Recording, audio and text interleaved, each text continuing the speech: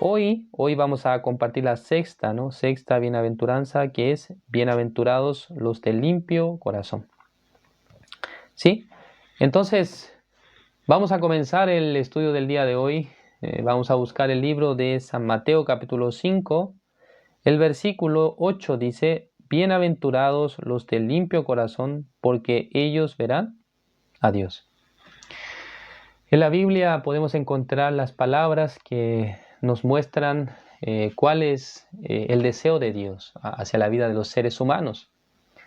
Recordemos que el hombre en un principio estaba unido con Dios, tenía una relación directa con Dios, pero a causa del pecado que ingresó por medio de Adán, el hombre ha tenido en su corazón la maldad y los pecados. Así como aparece, ¿no?, en el libro de Génesis capítulo 6, versículo 5, dice que todas las cosas malas, todos los designios del pensamiento surgen del corazón.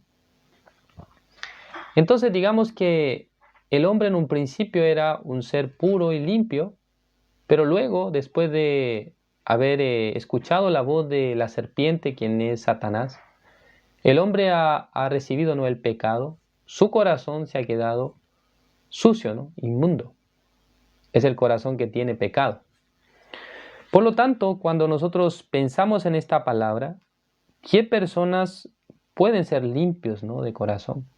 Si todos son pecadores, ¿no?, desde que nacemos en este mundo, en el corazón las personas tienen pecado.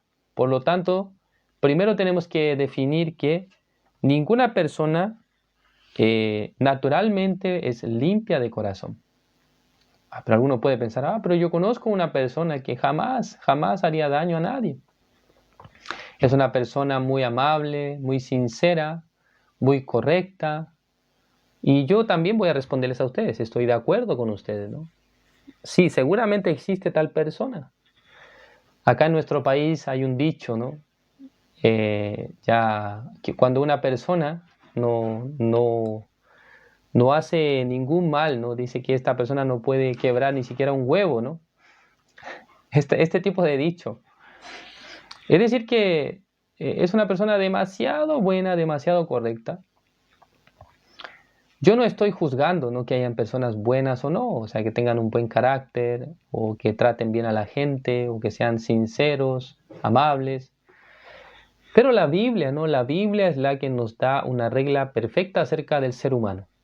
Porque nosotros tenemos la vista superficial. Nosotros podemos ver las actitudes de las personas, podemos ver el comportamiento de la gente, el cual fue formado por algún tipo de valores y educación, lo cual no está mal, ¿no? Pero cuando nosotros leemos la Biblia, existe, ¿no?, la naturaleza del hombre. O sea, existe la característica natural del hombre, tiene pecado, ¿no? Es pecador. No puede apartarse de esa realidad. Es como, por ejemplo, si yo les preguntara a ustedes, ¿alguno de ustedes ya decidió nacer en el país donde nació? Por ejemplo, ya alguien es de Perú, entonces yo le pregunto, ¿usted decidió nacer en Perú? No, la verdad es que yo no. ¿Quiénes decidieron por él? Sus padres, ¿no? Sus padres decidieron que naciera en Perú. Lo segundo es que usted decidió llamarse como se llama, su nombre usted lo escogió. Por ejemplo, en mi caso, si hubiese sido mi decisión, ¿no?, me hubiese gustado que hubiese sido mi nombre más corto, ¿no? No tan largo, Christopher, ¿no? Tal vez podía ser, no sé, como Iván o Luis.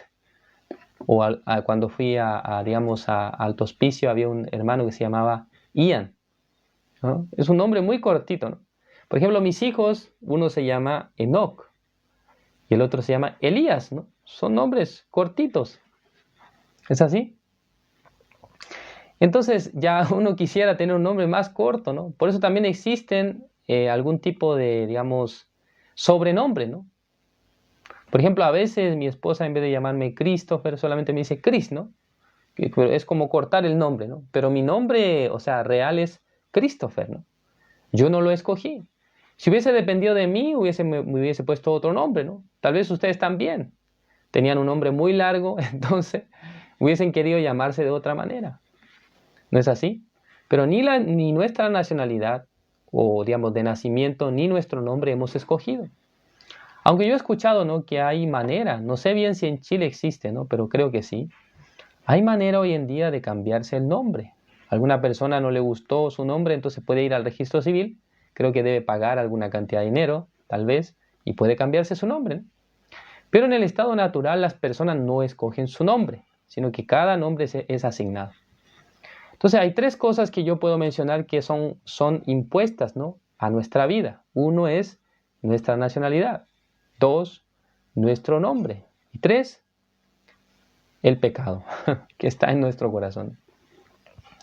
Por lo tanto, aunque las personas pueden verse sinceras y honestas, aunque las personas pueden ser de confianza, ¿no?, ustedes pueden llegar a confiar en la gente, pero desde el punto de vista de Dios, en el hombre hay pecado, en el hombre hay maldad, en el hombre está lo malo, porque ya ha sido contaminado por medio de la herencia de pecado.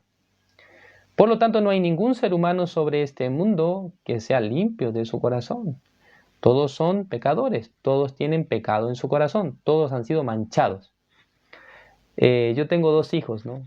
Uno se llama Enoc, como dije antes, y el otro Elías. Entonces, en el caso de mi familia, en la parte baja de la espalda, y hay una mancha, ¿no?, una mancha, digamos, de color como café, que mi padre tiene, ¿no?, mi hermana también, y yo. Es una herencia familiar.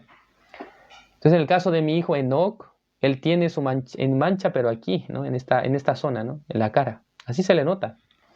Pero cuando nació Elías, por más que le buscábamos la mancha por todas partes, no estaba la mancha, ¿no? Yo decía, él ya no tiene la mancha, ¿no? Es decir, que no tiene la herencia, ¿no?, de su padre. Pero un día, buscándole aquí en la parte de la pancita, ahí está, ¿no? Ahí está la mancha. Ya no puede evitarlo, ¿no? Porque siendo mi hijo, o sea, naciendo, ¿no? O sea, siendo como teniendo la misma sangre, entonces ya algunas características se heredan, ¿no? Entre ellos esta mancha que tiene mi hijo. Entonces, de la misma manera, los seres humanos en su corazón han heredado el pecado. Por lo tanto, no hay nadie en este mundo que puede decir que desde que nace es limpio, ¿no?, de su corazón. Todos tienen pecado. Insisto, no estoy hablando sobre las actitudes. Hay mucha gente que hoy en día nosotros vemos que tiene un buen comportamiento, ¿no?, tiene, o sea, buena actitud ante la sociedad. Llegan a ser personas que son bien consideradas por el resto. No estoy hablando de esto, sino que estoy hablando desde el ángulo de vista de Dios. El Señor, cuando ve el corazón del hombre, hay pecado. Por lo tanto, nadie es limpio. Pero acá la Biblia dice, bienaventurados los del limpio corazón. Entonces, digamos que nadie es limpio, entonces, ¿quién será bienaventurado? Es fácil no entender esto porque se refiere a que el hombre no es limpio, pero no significa que no puede llegar a ser limpio. ¿Me comprenden? Digamos que ustedes tienen en su casa su loza, ¿no? Por ejemplo, hace un rato con mi esposa hemos comprado melón calameño. Ella quería comer, ¿no? Ya abriendo el melón, comiendo, y luego se quedó, ¿no?, los platos sucios. Entonces no podemos guardar los platos, ¿no? Aunque los platos están sucios, llevándolos, ¿no?, al lavalosas, lavaplatos, con lavalosa se limpian, ¿no? Se queda limpiecito. Luego limpiando el plato, se pone en el escurridor y así se seca, ¿no?, la loza. Lo mismo ocurre con la ropa. Ahora que vine desde Iquique, aunque yo pude lavar ropa, ¿no?, bastante ropa, pero una parte que no alcancé a lavar. Por lo tanto, esa ropa, trayendo acá, poniéndola en la lavadora, se queda limpia también. De la misma manera, el corazón del hombre está sucio, el corazón del hombre tiene pecado, por lo tanto, debe ser limpiado. ¿Cómo se limpia el pecado? ¿Cómo se limpia el pecado? La Biblia dice que el pecado no tiene otra solución que por medio de la sangre, ¿no?, se puede expiar el pecado de la persona. Vamos a buscar el libro de Levítico, capítulo 17, vamos a buscar. El versículo 11 dice así: porque la vida de la carne en la sangre está, y yo os la he dado para hacer expiación sobre el altar, por vuestras almas, y la misma sangre hará expiación de la persona, ¿no? Ya, ¿qué significa que hará expiación de la persona? La expiación, es decir, es un proceso en el que se limpia el pecado de las personas que han cometido pecado.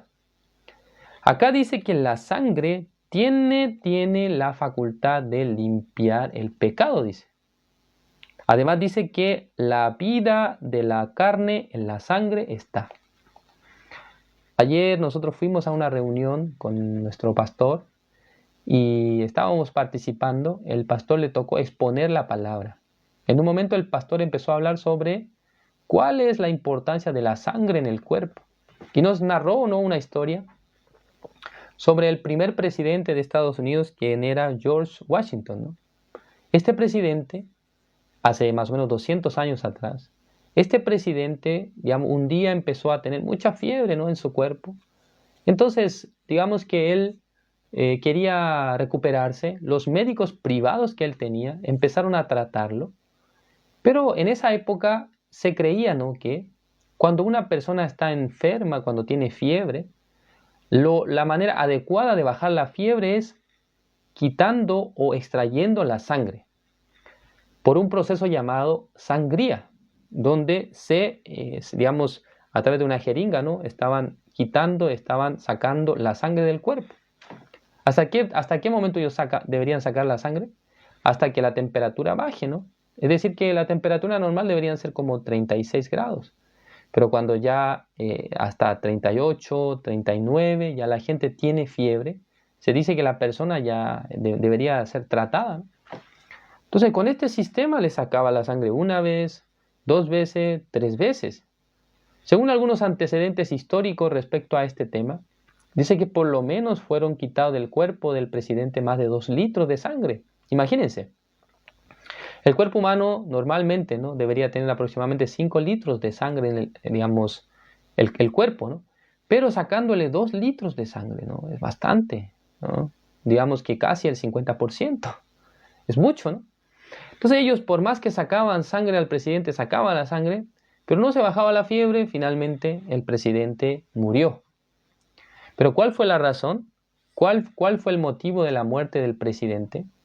No fue por la fiebre, sino que fue porque han quitado demasiada sangre de su cuerpo. Entonces, según el relato de esta historia, dice que donde estaba la cama del presidente, al costado, digamos en una mesa, estaba puesta una Biblia, ¿no? Obviamente, ¿no?, en inglés. En la Biblia no está el libro de Levítico. Pero entre los doctores no había la persona que tuviera alguna tendencia religiosa o que tuviera, ¿no?, alguna creencia en Dios. Además, nadie tuvo interés de leer la Biblia, nadie tuvo interés de ver la Biblia. Además, no conocían la palabra de Dios, siendo doctores, ¿no? Entonces, si ellos hubiesen leído el libro de Levítico 17:11, hubiesen observado que en esta palabra está escrito que la vida de la carne, la sangre está. Entonces, si del cuerpo se le quita demasiada sangre, ¿qué es lo que va a ocurrir? La persona va a morir. ¿No es así? Pero ellos no tenían el conocimiento acerca de aquello, ¿no? Por esa razón terminaron asesinando al presidente por la ignorancia. Esa fue la razón. Entonces, en la Biblia hay demasiados antecedentes que nos hacen entender la sabiduría de Dios es más alta que la sabiduría humana. Cuando un obstetra, ¿no?, llamado Thomson descubrió, o sea, el cloroformo como un sistema de anestesia local para los pacientes, fue de gran ayuda para las operaciones. Porque antes de que se usara este sistema en el que se hace dormir al paciente, la persona tenía que aguantar todo el dolor de la operación. Imagínense las mujeres cuando tenían que recibir la cesárea, ¿no? Era un dolor insoportable. Pero ¿qué pasó? Un día este hombre, Thomson, estaba leyendo la Biblia y él, leyendo el texto bíblico, pudo ver que cuando Adán estaba en el huerto del Edén, Dios le hizo, dice, dormir profundamente, y luego dice que él abrió su costilla, ¿no?, para poder sacar a la mujer, ¿no? De la costilla del hombre Dios formó a la mujer, ¿no? Así es el relato bíblico. Entonces este obstetra, ¿no? Pensó, ¿cómo es que Dios ha hecho para hacer dormir al hombre en un sueño tan profundo que aunque está cortando su piel, él no siente nada? Entonces en esa palabra él se inspiró y pudo entender que en esta naturaleza debe existir un sistema en el que la persona, para poder recibir una operación, sea dormido profundamente, que no sienta ni un dolor.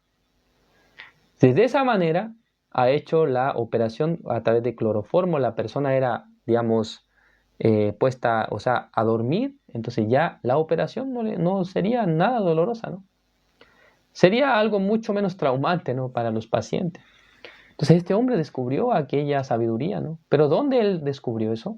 En la Biblia, ¿no? Así no solamente él, sino muchos inventores, muchos científicos que han sido creyentes en Dios, inspirados en el texto bíblico, en la palabra de la Biblia, un día ellos han podido descubrir muchas cosas que han traído un gran beneficio a la vida de la sociedad humana. Es correcto, así es. Por lo tanto, nosotros hoy hemos leído el libro de San Mateo capítulo 5. Acá nosotros, ¿con qué nos estamos encontrando? La palabra de Dios dice que bienaventurados los limpios de corazón. ¿Es correcto? Los limpios de corazón, porque dice, ellos verán a Dios. O sea que las personas que tienen un corazón limpio podrán ver a Dios. ¿Cuándo? Si hablamos desde el ángulo de digamos, del sentido de la vista, ¿no? Esto es imposible, ¿no? Porque el ser humano no puede ver a Dios. En la Biblia dice que ningún ser humano ha visto a Dios también. Porque el hombre no puede llegar a ver a Dios, ¿no? Porque ya magnificencia del Señor es demasiado grande. Los ángeles, cuando están delante de Dios, según el libro de Isaías capítulo 6, ellos tienen que tapar sus ojos, ¿no? Su rostro. No pueden ver a Dios. Imagínense, es como si fuera que ustedes un momento se quedan mirando al sol, ¿no? Ya sus ojos serán afectados. De la misma manera, ¿no? El hombre no tiene la facultad, tampoco tiene la vista para ver el espíritu, ¿no? Por lo tanto, esta palabra, ¿de qué nos está hablando? Según mi entendimiento, ¿no? Esta palabra nos habla de que un día ya podrá encontrarse con Dios. ¿Quiénes? Los de corazón limpio.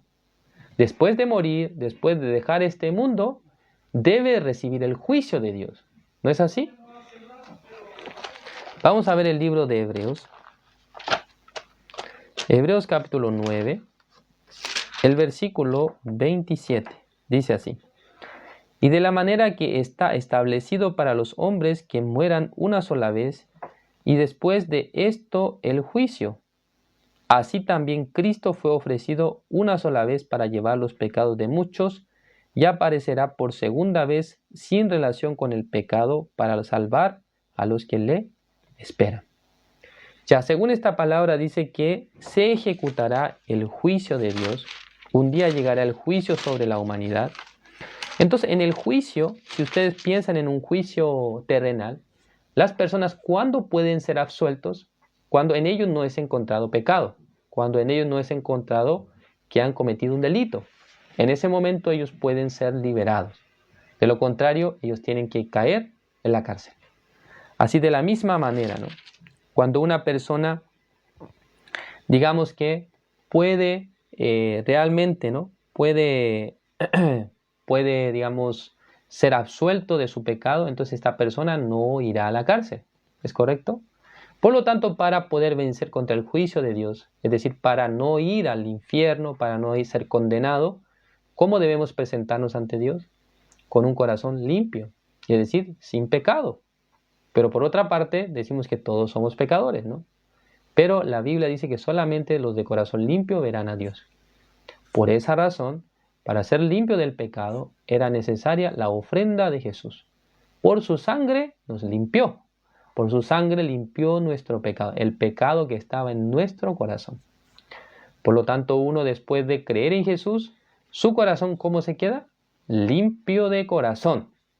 Por eso, bienaventurados los limpios de corazón, porque ellos verán a Dios. Por ser limpio nuestro corazón de pecado, podemos ver a Dios. Vamos a ver el último versículo y vamos a terminar. Segunda de Timoteo capítulo 2. Segunda de Timoteo capítulo 2, el versículo 22. Ya, si encontraron, voy a leer. Dice: huye también de las pasiones juveniles y sigue la justicia, la fe, el amor y la paz, con los que de corazón limpio invocan al Señor. Ya, acá está apareciendo, ¿no?, una vez más sobre el concepto de corazón limpio. ¿Quiénes son los de corazón limpio? Los que invocan al Señor. ¿Quiénes son los de corazón limpio? Se refiere a los miembros, ¿no?, de la iglesia, a los congregantes. ¿Qué es lo que hacen ellos? De corazón limpio invocan al Señor. O sea, habiendo sido lavados sus pecados, limpio su corazón, pueden invocar a Dios. No es que una persona con pecado puede invocar al Señor, sino que debe ser limpio primero y luego puede invocar a Dios. Eso es lo que está escrito en esta palabra.